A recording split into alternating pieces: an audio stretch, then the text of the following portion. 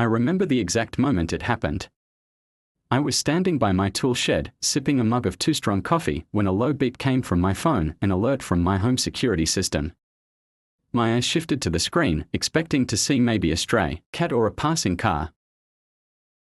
Instead, I spotted the tall, slender figure of Karen, our self-titled HOA president, crouched at the edge of my yard. She wore pressed slacks, wedge sandals, and a floral blouse that screamed aggressive suburbanite.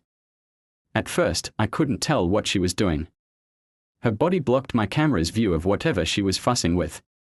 Then she stepped aside, revealing a set of thick black cables, my thick black cables, bundled neatly behind a short wooden panel that read, "High voltage, no touch." A bright yellow tag warned, "Federal Communications. Unauthorized tampering prohibited by law." Karen paid no heed. She pulled a pair of gardening shears from her pink tote bag. Not the flimsy plastic kind, but a serious metal pair that could slice through thick branches. With a look of triumph on her face, she gripped the cable, pressed the blades around it, and, snip, severed it clean. I nearly dropped my coffee. Then, as if patting herself on the back, she stuffed the cut length of cable into her bag and walked off with an air of smug accomplishment. She had no clue she'd just committed a federal crime by cutting a Department of Defense communications line, one that was part of a highly classified contract I'd held for years. Nor did she realize the chain reaction she'd triggered, one that would bring unmarked SUVs, federal agents, massive legal consequences, and the slow, humiliating collapse of her personal fiefdom. Because in Karen's mind, she was simply enforcing an HOA beautification rule and removing an eyesore. But before I begin, I'd like to ask you to hit the like button if you're enjoying this. It really helps us grow the channel and bring you more stories like this. Don't forget to subscribe so you don't miss the next videos. And it would be great if you left a comment telling us where you're watching from. We'd love to know where our viewers are. Now, let's get into the story. My name is Gabriel, Gabe. To my friends, and I'm a cybersecurity specialist who works from home. I've lived in the Meadow Glen subdivision for about 3 years. On paper, Meadow Glen looks like your typical, comfortable suburban development, neatly trimmed lawns, pastel-colored houses, winding sidewalks, and an HOA that purports to keep everything nice and tidy. When I bought the place, I wasn't thrilled about the notion of an HOA, but I reasoned that if I kept my yard neat and my music low, they'd never bother me. My real job, the part one can mention, at least, consists of writing code and consulting on data security. My other role is running an official communications node for the Department of Defense. It's all above board and permitted. I have a special contract that requires me to maintain a secure link for certain military data transmissions, a hush-hush line that must remain active 24/7. Because of these national security requirements, the line behind my shed was heavily shielded, accompanied by multiple warning labels, and connected to a backup power source. My arrangement with the DoD meant I had some leeway regarding local building codes, and I also had official documentation from the county. Everything was legal. Karen, however, never asked me about it. Instead, she'd posted repeated violation notices on my door, ranting about unauthorized external wiring. Before that day, I'd brushed off her notices. I tried to follow the typical advice, ignore the HOA president. The more you engage, the more they fixate on you. But clearly, ignoring her had only fueled her obsession. She decided to take matters into her own hands, literally, and clipped the cable right after Karen's snip. An alarm triggered in my makeshift server room, a small addition behind the shed. A red light blinked on my security console. The system read, "Com link, offline. Federal status, compromised." My heart pounded as I scanned the logs. The network interpreted the severed cable as a possible sabotage attempt. In fact, the system was designed to treat any physical breach as if an enemy agent had cut the line. A minute later, my phone rang. With a scrambled call from the DoD's emergency channel. "This is Security Command. We have a physical server at your location. Confirm status." Over. I exhaled, half in anger, half in disbelief.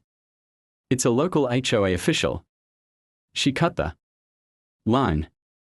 The voice on the other end was clipped, professional, and alarmed. "Do you require immediate support? We can dispatch a response team for compromised communications." My first instinct was to say, "No, I'll fix it. This is just a misunderstanding." But then I remembered how the contract procedures worked.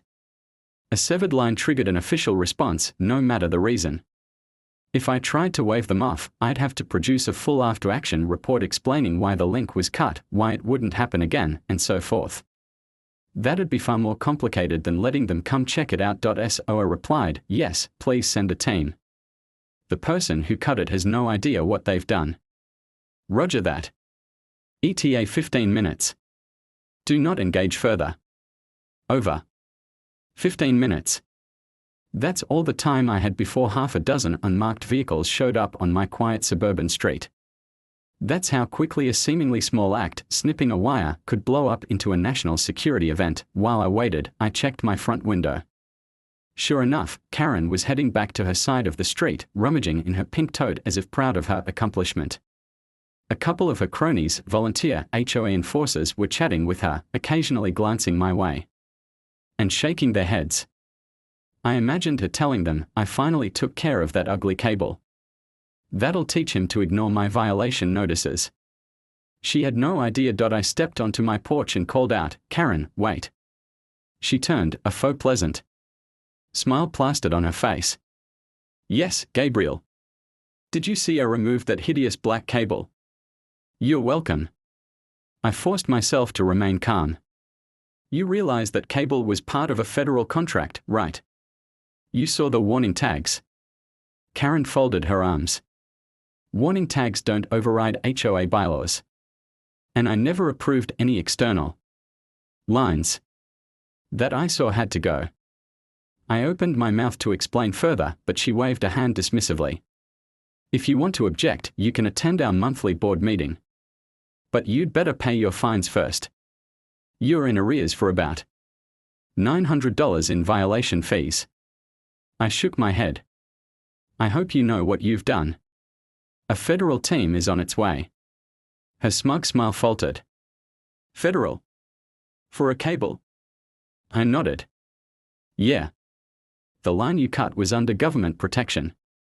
"This is serious, Karen." She rolled her eyes, unable to grasp the gravity. "We'll see about that."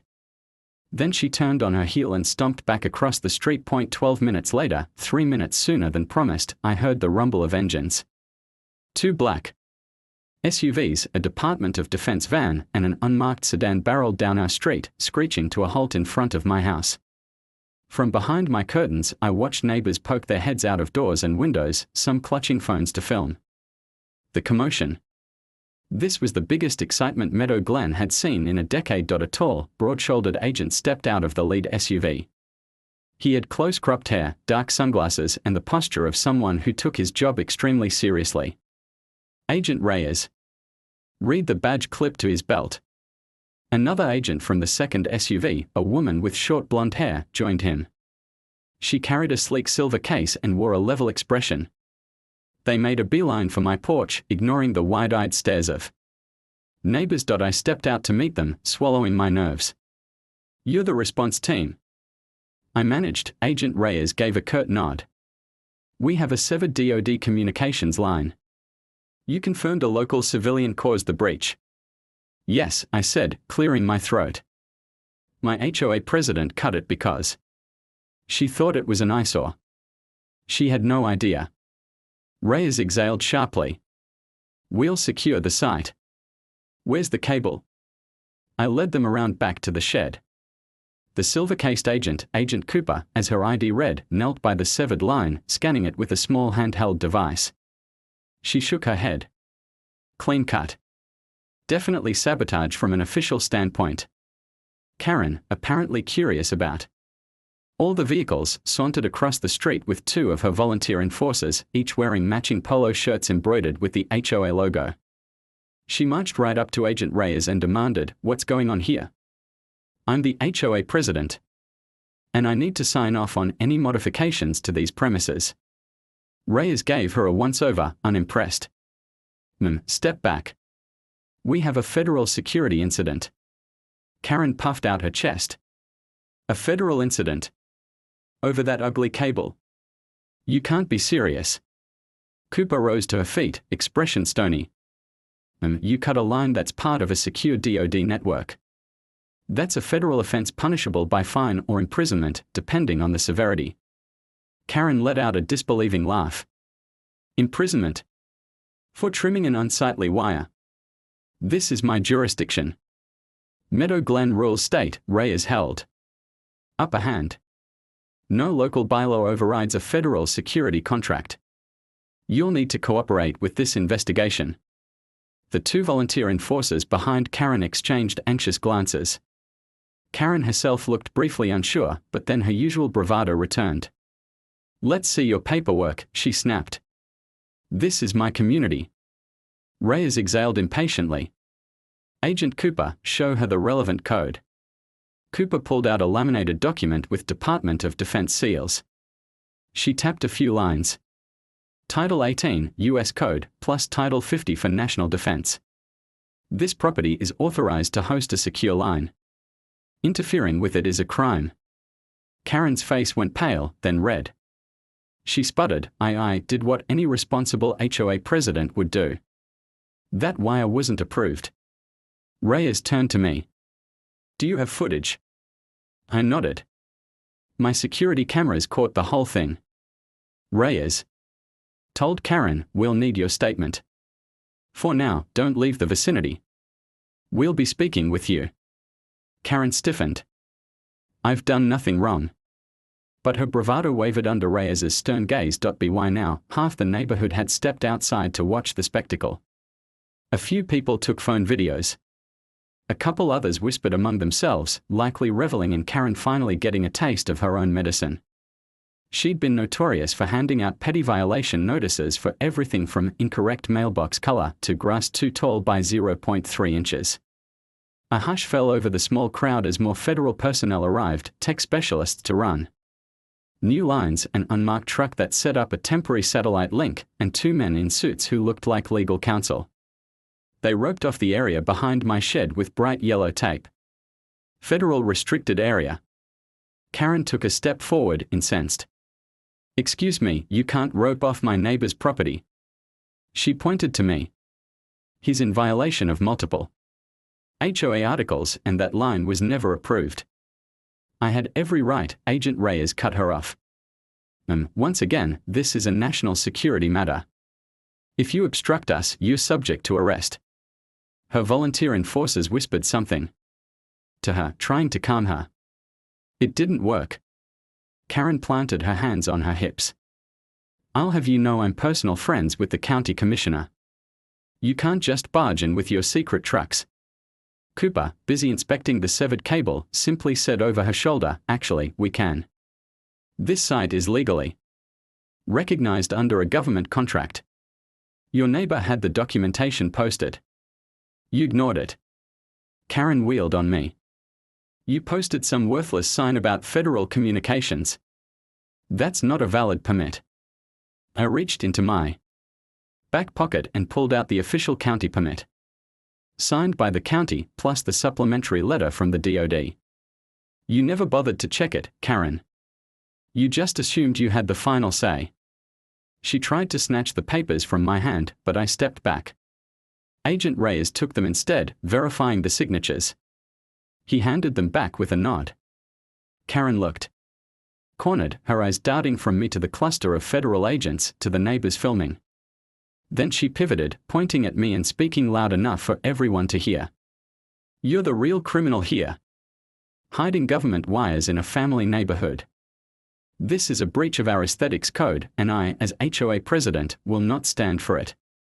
One of the neighbors, a middle-aged man named Richard, called out. Karen, you just cut a government line. Are you nuts? Another neighbor, an older lady named Lorraine, added, we all saw that big warning tag. You can't pretend you didn't. A few more joined in, muttering their agreement. Some crack jokes. Karen's face reddened. She was losing the crowd that once feared her petty fines. Agent Reyes motioned for me to follow him aside. We need your statement. Any footage you have, we want it. I pulled up my phone's security app, scrolled to the relevant clip, and handed it over. Reyes watched as the video showed Karen stepping into view, brandishing her shears and slicing.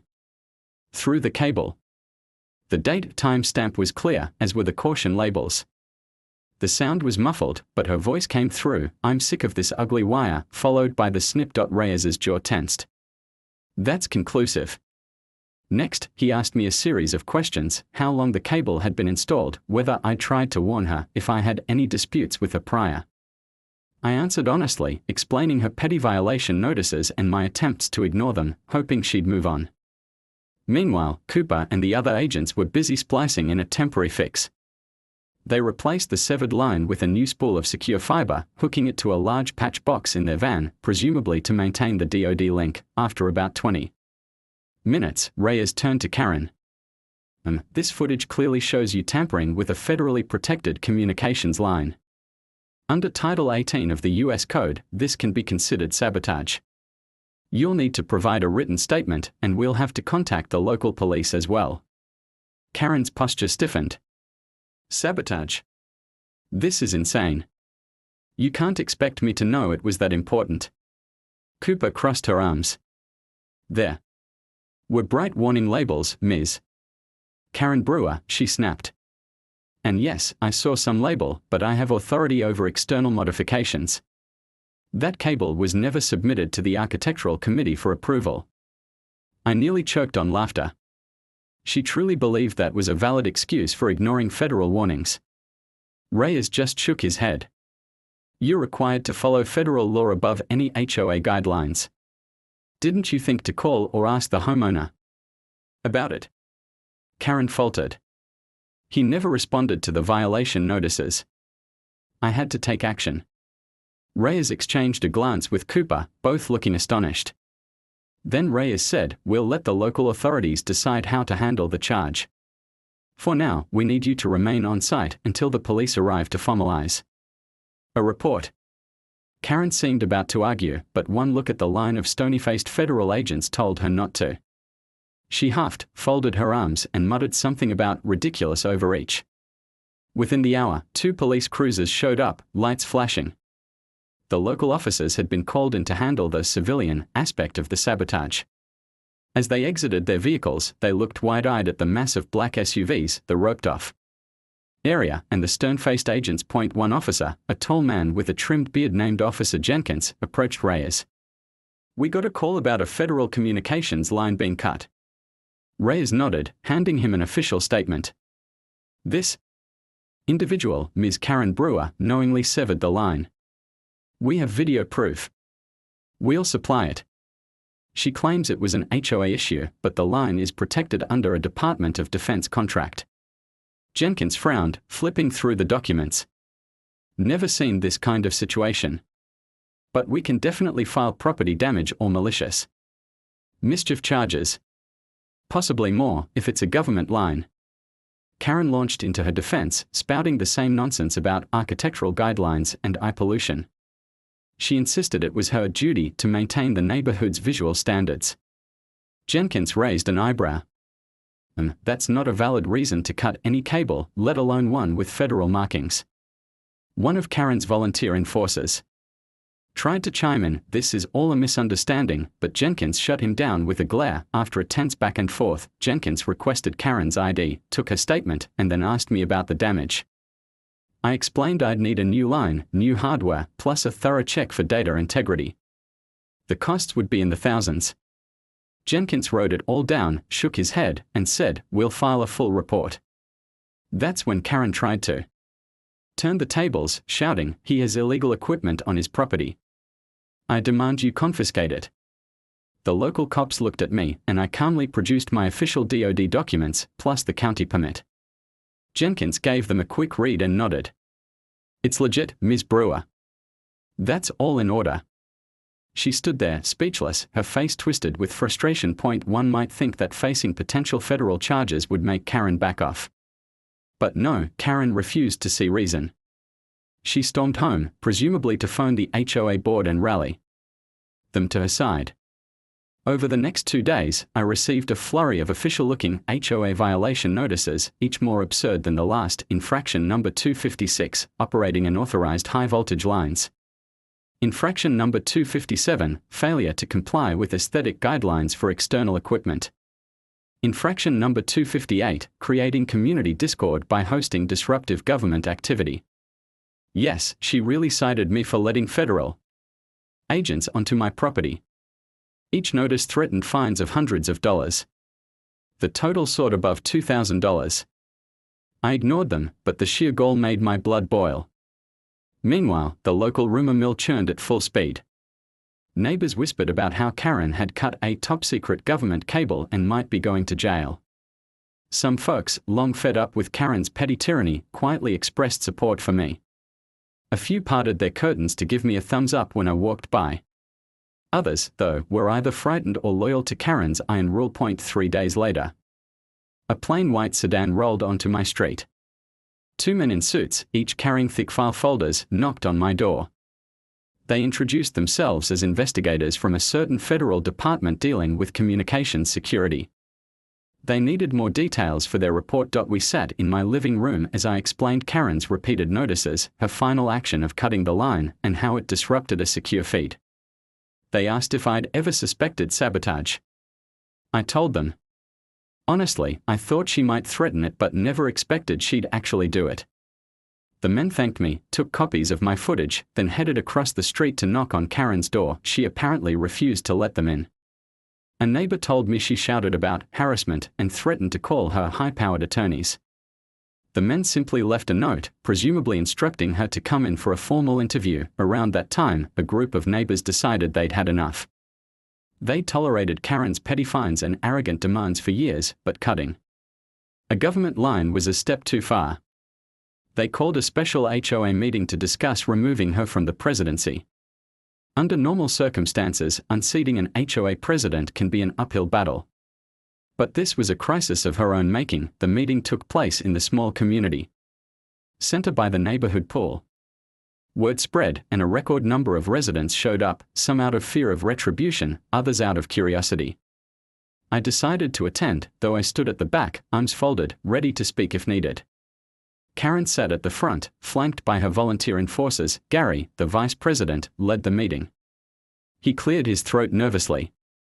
We are here to discuss the recent incident with the federal communications line. Some of our members feel this has brought negative attention to Meadow Glen. Karen shot up from her seat. Negative attention? I was defending our aesthetics code. That unsightly cable had no place in our community. A middle-aged woman named Tanya raised her hand. Karen, you broke the law. You can't just snip a cable that says federal property on it. That's insane. Karen turned red. It's not insane if the cable wasn't authorized by me or the board. Gary shook his head. We have multiple confirmations that the homeowner had a federal permit. We also have the local county's approval. Karen waved her arms. Those might be real, but they didn't go through our architectural committee. Meadow Glen has standards. An older man named Paul piped up, standards that pale in comparison to federal rules. You put all of us at risk by triggering a possible security breach. Murmurs of agreement rippled through the crowd. Even those who feared Karen's wrath seemed emboldened by the seriousness of her actions. Finally, Angie, the treasurer, cleared her throat. Karen, the board has received multiple complaints. We believe it's best for you to step down until this is resolved. It's in the bylaws if the president commits an act endangering the HOA's legal standing, a special vote can remove them. Karen looked like she'd been slapped. You can't remove me. I'm the backbone of this community. Gary said quietly, we'll put it to a vote.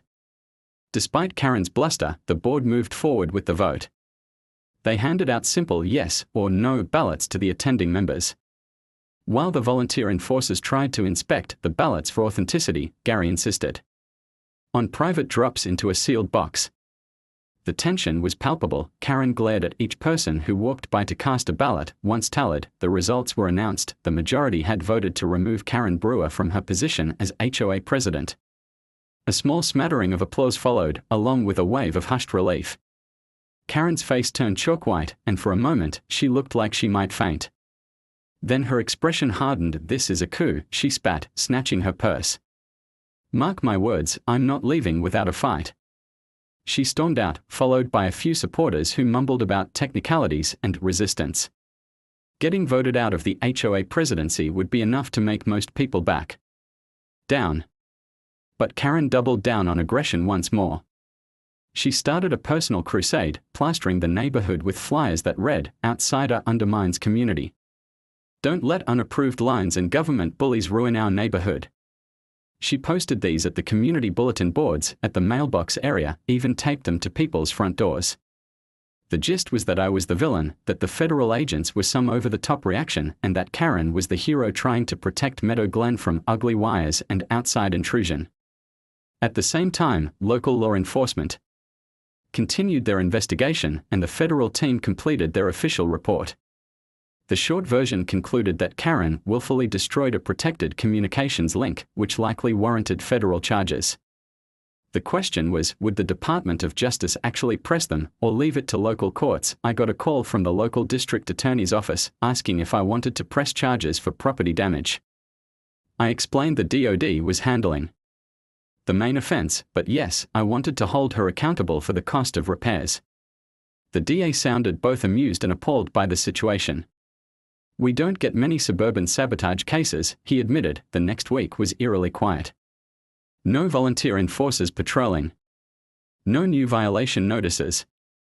I let my guard down, thinking maybe Karen had finally realized she was in over her head.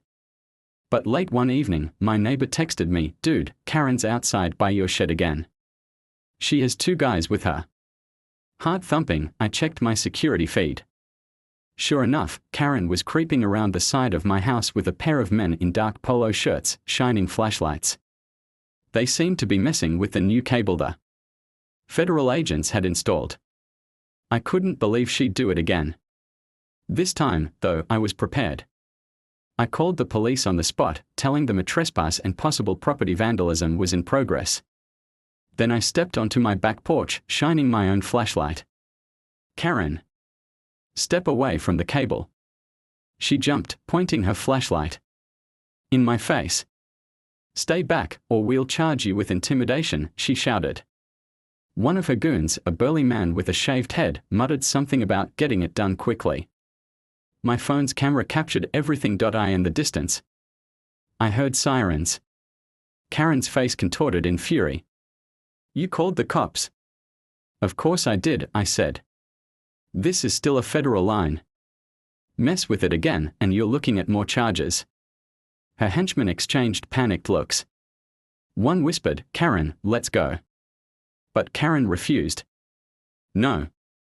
We are removing this for good. The HOA stands above some random piece of wire." She grabbed the cable with both hands, as if trying to yank it free. I took a step closer. "Stop. You're committing a crime in real time." Karen spun on me, eyes wild. "I'm saving our neighborhood." She might have lunged forward if not for the sound of the approaching police sirens.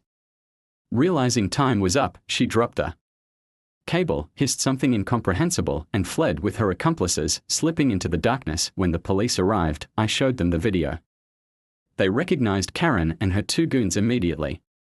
"We know Ms. Brewer," one officer said with a weary sigh. "We'll find her. She can't keep doing this." Later that night, the same officer called to confirm they'd stopped Karen's car a few blocks away. They didn't arrest her right there, but they took statements from her associates. By the next morning, word spread that the DA was adding more charges: attempted vandalism, trespassing, and harassment. Meanwhile, the newly formed Karen-less HOA board publicly apologized for her actions. They sent out an email to all residents: "We deeply regret the conflict involving Ms. Brewer. The Meadow Glen HOA does not condone destruction of property nor interference with federal communications. Effective immediately, Ms. Brewer is banned from any official HOA role. We will cooperate fully with local and federal authorities." Finally, some sense of responsibility from the HOA. A week later, I got a letter from the U.S. Attorney's Office. They were pressing federal charges against Karen for destroying government property. They also hinted that if she pleaded guilty, she might get a lighter sentence. If she fought it, she'd face potential jail time and a hefty fine. News of this rocked the neighborhood.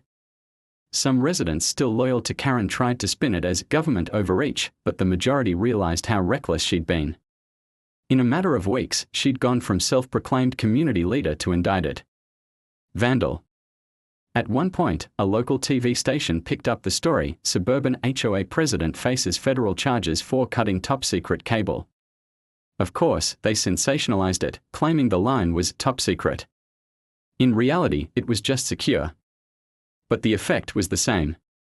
People who recognized Karen from the grocery store or local events were stunned. Karen, perhaps in a bid to save face, gave an on-camera interview from her front lawn. In it, she ranted that I was secretly installing dangerous equipment, that the government was overreacting, and that she only cut the line for the good of the community. The reporter pressed her about the warning labels. She waved it off, saying they were fake or not properly authorized.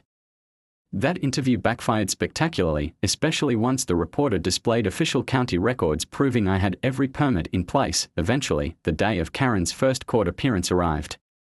She wore a stiff blazer, her hair pinned back, looking very different from the haughty woman who used to roam the neighborhood with a clipboard. The judge read out the charges, violating 18 U.S. Code Section 1362, relating to government communications, plus local property damage charges. Karen pleaded not guilty, her lawyer rattling off arguments about how she never intended to harm federal property. The prosecution played the security footage of her boldly snipping the cable. They pointed out the bright yellow Federal Communications tag. They also pointed out my repeated attempts to warn her. The judge's expression remained neutral, but everyone could see this was an uphill battle for Karen. The hearing concluded with the judge scheduling a trial date, but hinting that a plea deal might be on the table. Karen's lawyer said they'd consider it. Outside the courthouse, a small group of supporters held signs reading HOA Freedoms or Stop Federal Bullying. But the public sentiment in Meadow Glen was mostly, Karen messed up, big time. While Karen's legal fate loomed, the neighborhood underwent a quiet transformation. The new HOA board repealed many of her arbitrary rules, like the exact grass height requirement and the ban on non-neutral door colors. They also slashed a bunch of bogus fines. I found a letter in my mailbox stating all my violations had been dismissed. The letter apologized for the previous administration's overreach. People began walking their dogs without fear. Some put up garden gnomes or small decorations that would have made Karen lose her mind. A neighbor across the street painted their shutters bright teal, and guess what? The world didn't end. The atmosphere shifted from tense compliance to a more relaxed, friendly vibe. At one point, the board even asked me if I wanted to explain my DoD contract at a community meeting, just so people understood why the line was there. I politely declined the details. Much of it is under NDA, but I gave a broad overview. Yes, it's official. Yes, it's permitted. No, it's not dangerous. That seemed to satisfy everyone. A few months later, Karen accepted a plea deal. She'd plead guilty to one federal charge of property damage, pay restitution for the cost of the severed line, and serve a period of probation plus community service. In exchange, she wouldn't do jail time. She also had to sign a binding agreement never to hold any official HOA position again. Her final day in court was anticlimactic. She stood before the judge, muttered her guilty plea, agreed to pay a few $1,000s in damages, enough to cover the replacement cable and some penalties, and that was that. She stormed out, ignoring reporters who tried to ask for a statement. In the weeks following, Karen vanished from the public eye. Some say she put her house up for sale. Others heard rumors she might move in with a relative out of state, possibly to escape the embarrassment. The one time I glimpsed her, she was driving out of the subdivision with a car full of boxes. She didn't glance my way. Meanwhile, Meadow Glen carried on, calmer than ever. Freed from Karen's reign, neighbors started actually talking to each other. One Saturday, the board organized a meet and greet cookout at the community center, something that had existed under Karen, but was always overshadowed by her scolding approach. This time, it was joyous. People grilled burgers, kids played cornhole, and folks came up to me, jokingly asking if I had any more top-secret cables to show off. I laughed along, relieved that the tension was gone. Agents Reyes and Cooper returned one last time to finalize the secure line setup. They ran a more robust, tamper-proof conduit from a pole near the street.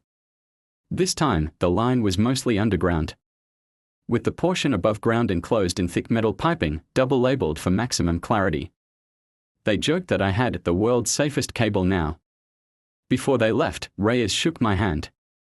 Glad it all worked out. Sorry for the chaos. I shrugged. Not your fault. Thanks for the quick response. I appreciate that it's all resolved. He nodded. Stay safe, Gabe. To this day, folks in Meadow Glen still talk about the time Karen cut the cable and almost ended up in federal prison. It's become a local legend, complete with overblown rumors that SWAT teams rappelled from helicopters. They didn't. But it's fun to let the story grow. For some, it was a wake-up call that HOA power can go too far if placed in the wrong hands. For others, it was a comedic cautionary tale. Read the warning labels before you snip anything. Now, my yard is a place of quiet again. I mow my grass, keep my flower beds neat, wave at neighbors. No more petty violation notices. No more suspicious stares. The new board even asked if I wanted to become a member, but I politely declined. Once was enough to see how quickly power can corrupt. And Karen, last I heard, she was living with her sister in another state, presumably complaining about the color of people's fences. She'll never hold sway over me or Meadow Glen again. The memory of her pink tote bag stuffed with a chunk of severed cable still makes me shake my head in disbelief, yet, in an odd way, I'm almost thankful. Her overreach united the neighborhood against her tyranny. People realized that going along to get along had created a monster who believed she was unstoppable. Now, after the meltdown, the community is friendlier, more cohesive, and more respectful of individual rights. Some nights, when I step into my backyard under the stars, I glance at the sturdy metal conduit protecting that cable and smile. It's a reminder that even in the quietest suburbs, real battles can be fought, and that sometimes, the biggest threat to community harmony is one arrogant person with a pair of shears. So that's the story of how Karen cut the wrong cable, tried to fight the feds, and lost everything. If there's a moral here, it's this: read the labels before you snip, know the limits of your power, and never assume a random wire in your neighbor's yard is just an eyesore. It could be part of something far larger than you'll ever know.